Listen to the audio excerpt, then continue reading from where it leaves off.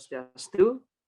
Perkenalkan, kami dari kelompok 3. Di sini kami akan mempresentasikan mengenai strategi pertumbuhan pembangunan seimbang dan tak seimbang. Next.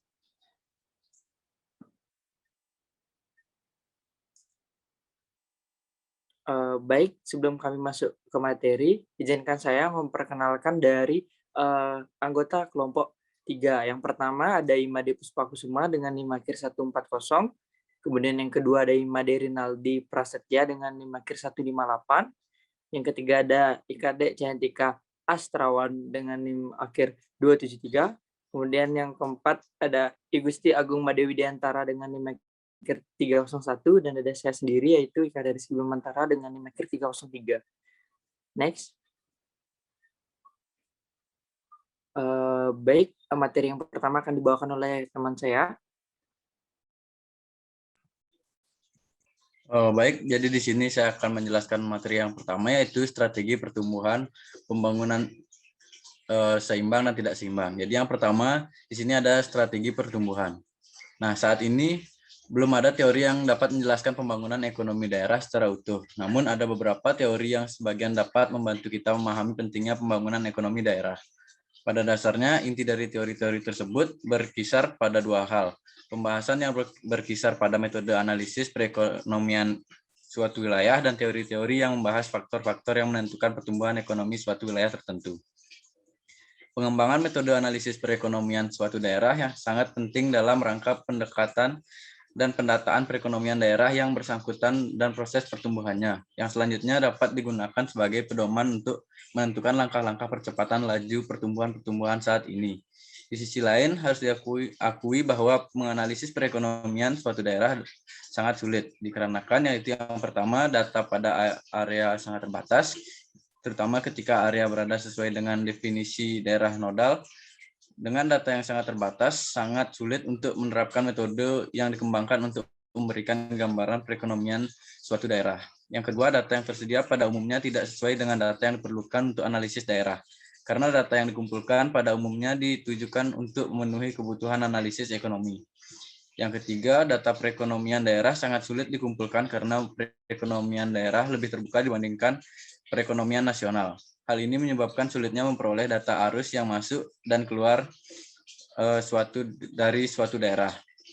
Yang keempat, untuk negara sedang berkembang, selain kurangnya data secara umum, keterbatasan data yang tersedia sulit dipercaya, sehingga sulit untuk menganalisis situasi ekonomi daerah yang tepat. Perbandingan analisis pembangunan nasional dengan analisis pembangunan daerah menunjukkan bahwa analisis pembangunan ekonomi daerah tertinggal jauh dari analisis cakupan dan kedalamannya.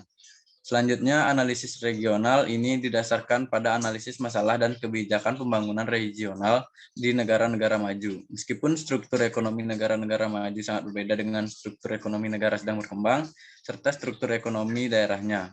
Oleh karena itu diperlukan analisis dan pendekatan yang berbeda akibat perbedaan struktural ini. Next.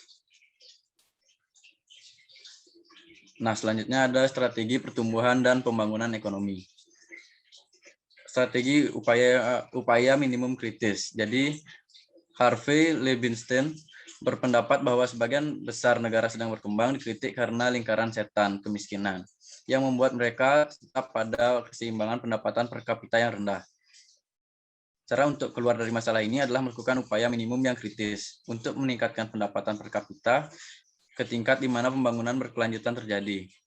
Liebenstein mengatakan bahwa dalam transisi dari keterbelakangan ke negara yang lebih maju, di mana kita dapat mengharapkan pertumbuhan ekonomi yang stabil, diperlukan suatu kondisi di mana ekonomi di atas minimum krisis tertentu, harus menerima dorongan pertumbuhan yang lebih kuat. Menurut Liebenstein, setiap ekonomi dihadapkan pada hambatan dan rangsangan.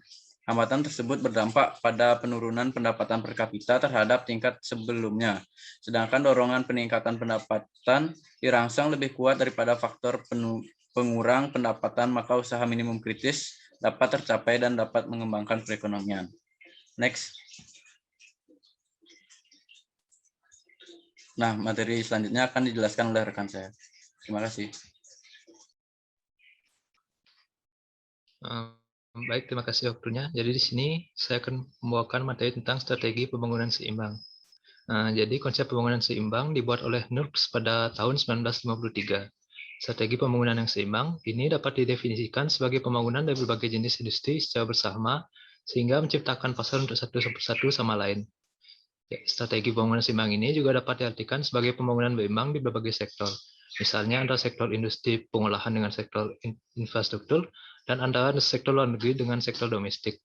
Dalam strategi pembangunan seimbang ini, harus ada pembangunan yang serentak di berbagai sektor ekonomi agar semua sektor dapat tumbuh bersama. Oleh karena itu, diperlukan keseimbangan antara permintaan dan penawaran.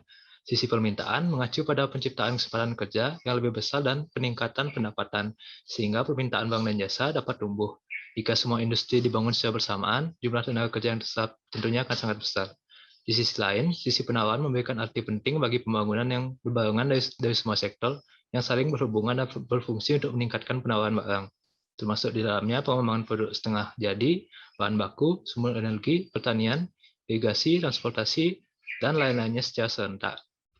Dan pembangunan seimbang ini biasa dilakukan agar proses pembangunan tidak menemui kendala dalam yang pertama, pengadaan bahan baku, tenaga ahli, sumber daya energi, dan sarana pengangkutan hasil produksi ke pasar. Lalu yang kedua, penciptaan pasar untuk barang-barang yang telah dan sedang diproduksi. Oleh karena itu, pembangunan seimbang dapat diartikan sebagai upaya pembangunan yang bertujuan untuk mengatur program-program penanaman modal sedemikian rupa sehingga tidak ada hambatan penawaran atau permintaan selama proses pembangunan.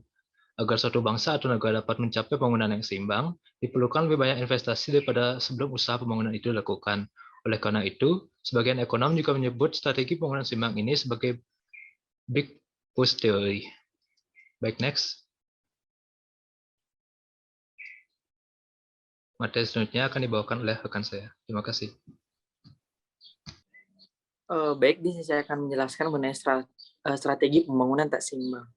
Nah, jadi dalam strategi pembangunan tak seimbang ini dikemukakan oleh dua tokoh, yaitu Albert Hirschman dan Paul Stritton. Nah, di mana mereka mengemukakan bahwa pembangunan tak seimbang merupakan pola pembangunan yang lebih cocok untuk mempercepat proses pembangunan negara yang sedang berkembang. Pola pembangunan tak seimbang tersebut menurut Hirschman, di mana berdasarkan pertimbangannya, yaitu yang pertama, secara historis pembangunan ekonomi yang terjadi coraknya tidak seimbang. Kemudian yang kedua, untuk mempertinggi efisiensi penggunaan sumber daya yang tersedia. Kemudian yang terakhir yaitu pembangunan tak seimbang akan menimbulkan kemacetan atau gangguan dalam proses pembangunan, tetapi akan menjadi pendorong bagi pembangunan selanjutnya. Nah, kemudian selain itu, Hirschman mengatakan bahwa jika kita mengamati proses pembangunan yang terjadi antara dua periode waktu tertentu, akan terlihat bahwa berbagai sektor kegiatan ekonomi mengalami perkembangan dengan laju yang berbeda. Yang berarti pula bahwa pembangunan berjalan dengan baik tidak seimbang, perkembangannya sektor pemimpin akan merangsang perkembangan sektor lainnya. Begitu pula perkembangan di suatu industri tertentu akan merangsang perkembangan industri lain yang erat keterkaitannya dengan industri yang mengalami perkembangan tersebut. Nah, selain itu, mengapa pembangunan tak seimbang ini juga dianggap lebih sesuai untuk dilaksanakan di negara yang sedang berkembang? Ini dikarenakan bahwa negara-negara tersebut menghadapi masalah kekurangan sumber daya. Dengan melaksanakan program pembangunan tak seimbang, maka usaha pembangunan pada suatu periode waktu tertentu dipusatkan pada yang beberapa sektor akan mendorong penanaman modal yang terpengaruh di berbagai sektor pada periode waktu berikutnya. Nah, oleh karena itu, sumber daya yang sangat langka itu dapat digunakan secara efisien pada setiap tahap pembangunan, seperti yang diungkapkan di muka. Pembangunan tak seimbang ini akan menciptakan gangguan dan ketidakseimbangan dalam kegiatan ekonomi. Keadaan tersebut akan menjadi perangsang untuk melaksanakan investasi yang lebih banyak pada masa yang akan datang. Dengan demikian, pembangunan tak seimbang akan mempercepat pembangunan ekonomi pada masa yang akan datang. Nah, next.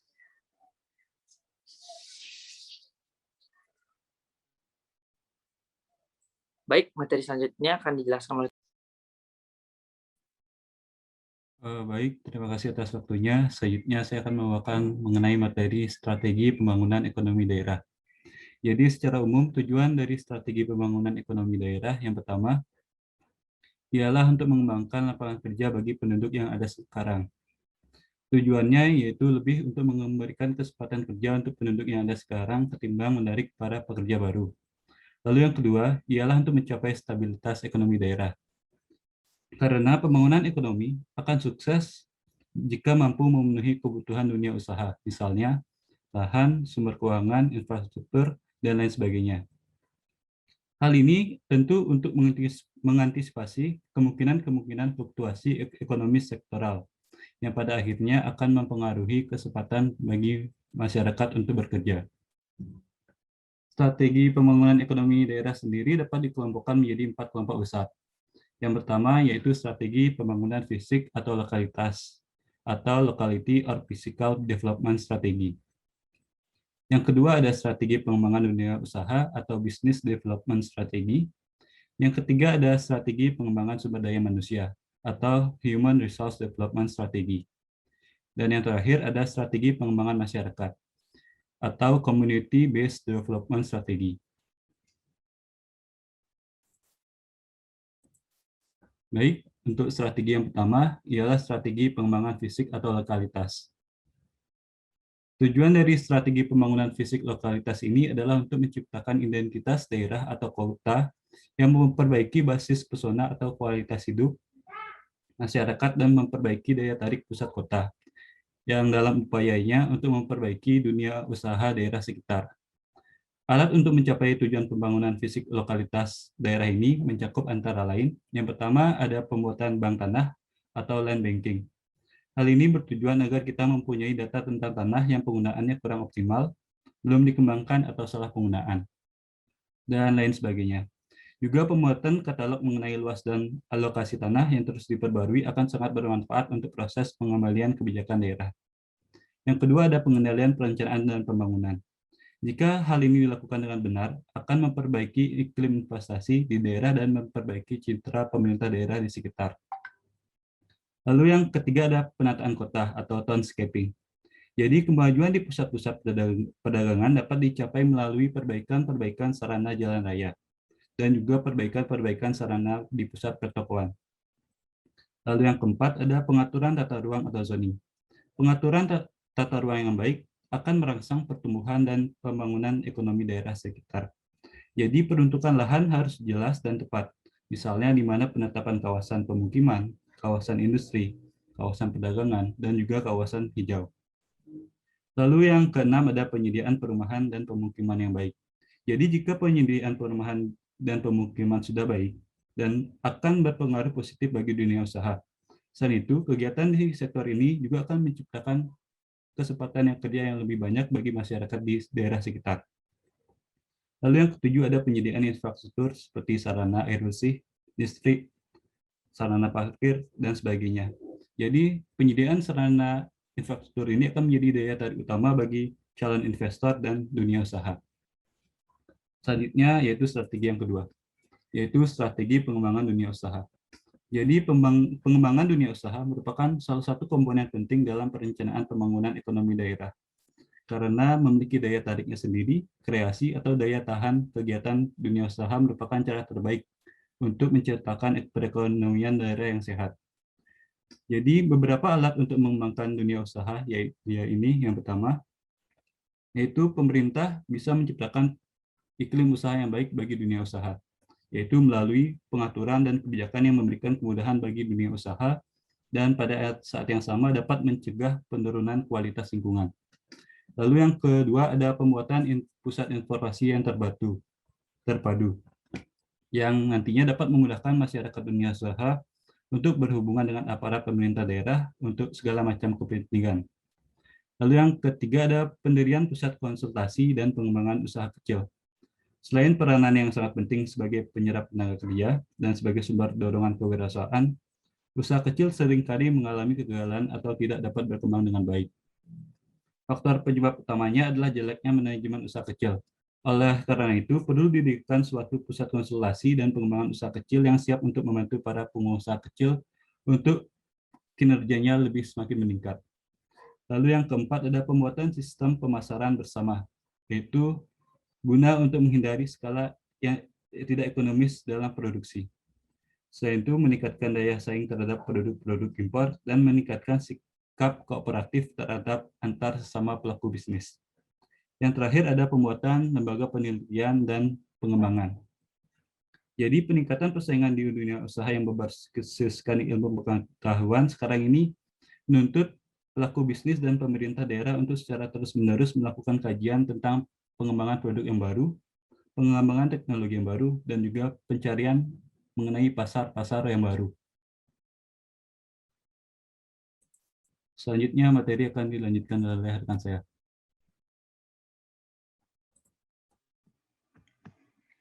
Baik, terima kasih atas waktunya. Selanjutnya ada strategi pengembangan sumber daya manusia. Sumber daya manusia merupakan aspek yang paling penting dalam proses pembangunan ekonomi. Oleh karena itu, peningkatan kualitas dan keterampilan sumber daya manusia adalah suatu niscaya atau aset berharga. Pengembangan kualitas sumber daya manusia ini dapat dilakukan dengan cara yang pertama, pelatihan dengan sistem customized training. Sistem pelatihan seperti ini adalah sistem pelatihan yang dirancang secara khusus untuk memenuhi kebutuhan dan harapan di pemberian kerja. Yang kedua, pembentukan bank keahlian atau skill bank. Informasi yang ada pada bank keahlian yang berisi data tentang keahlian dan latar belakang seorang yang menganggur di suatu daerah. Informasi ini bermanfaat bagi pengembangan jenis pekerjaan yang sesuai dengan kemampuan dan keterampilan para penganggur tersebut. Selain itu, informasi ini juga merupakan informasi cadangan keahlian yang ada pada akhirnya dapat digunakan untuk mengisi lowongan-lowongan kerja yang muncul di beberapa daerah. Pada akhirnya, bank keahlian ini dapat digunakan untuk pembentukan koperasi. Yang ketiga, ada penciptaan iklim yang mendukung bagi berkembangnya lembaga-lembaga pendidikan dan keterampilan atau LPK di suatu daerah. Berkembangnya lembaga-lembaga pendidikan dan keterampilan di suatu daerah secara tidak langsung bermanfaat bagi peningkatannya kualitas sumber daya manusia di daerah tersebut.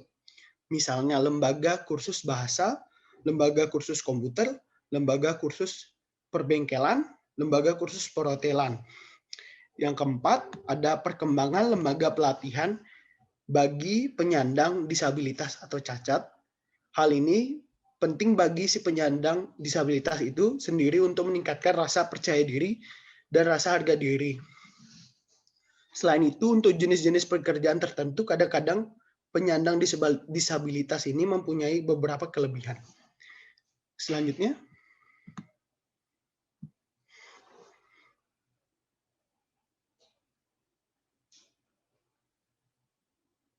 Yang keempat ada strategi pengembangan ekonomi masyarakat.